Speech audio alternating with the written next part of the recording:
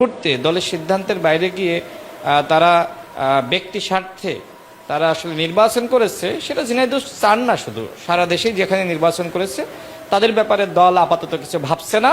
সামাজিক যোগাযোগ মাধ্যমে আমরা যেটা দেখছি এটার কোনো সত্যতা নাই। আমি এ ব্যাপারে একজন মন্ত্রী তিনি আমাকে নিজেই বলেছিলেন যে রাশেদ খান, সামাজিক যোগাযোগ মাধ্যমে যেটা দেখা যাচ্ছে এটা আসলে সত্য না। অর্থাৎ দেখেন, যেহেতু এই কনফিউশন সামাজিক যোগাযোগ মাধ্যমে ছড়িয়ে পড়েছে, এটা কিন্তু মন্ত্রীদের পর্যন্ত চলে গিয়েছে। সেক্ষেত্রে যেহেতু আমার সাথে সবার যোগাযোগ সম্পর্ক আছে, বিএনপির একদম হাই লেভেল থেকে সবার সাথে সম্পর্ক দেখা সাক্ষাৎ হয়, অনেকের সাথে অনেক আলাপ আলোচনা হয়ে থাকে, তো সেই জায়গায় আসলে এই ধরনের ফিরে আসার সুযোগ এটা আসলে খুব কঠিন। কেউ যদি নিজেকে তুলে ধরতে পারে, নিজের পারফরমেন্স শো করতে পারে যে আমি আসলে এই ভুলটা করেছিলাম, এই ভুলের বিপরীতে আমি দলকে এই ফলাফলটা দিয়েছি, দলের জন্য আমি এই ইতিবাচক ফলাফল বয়ে এনেছি, তখন ভিন্ন প্রেক্ষাপট।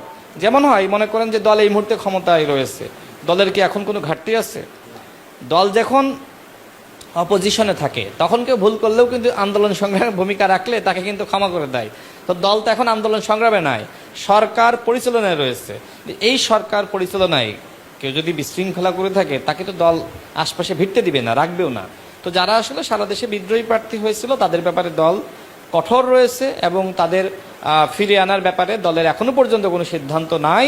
কিন্তু যারা অন্যান্য কর্মী ছিল, নেতৃবৃন্দ ছিল, তাদেরকে আমি, যেহেতু এখানে আমি বিএনপির প্রতিনিধি হিসেবে নির্বাচন করেছি, আমি তাদের ব্যাপারে আন্তরিকতা দেখিয়েছি, তাদেরকে ফিরে আসার ব্যাপারে আমি আহ্বান জানিয়েছি।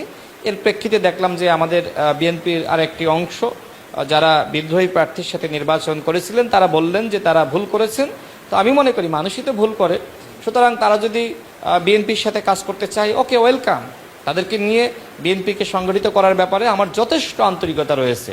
এবং এর মানে এই নয় যে তাদেরকে ফিরিয়ে আনলাম, পরবর্তীতে তাদেরকে আবার ঠকালাম, না, বিষয়টা আসলে এরকম না। তারা ফিরে আসার পরে আপনার তাদের যে মর্যাদা, সম্মান, সেটিও নিশ্চিত করা হবে।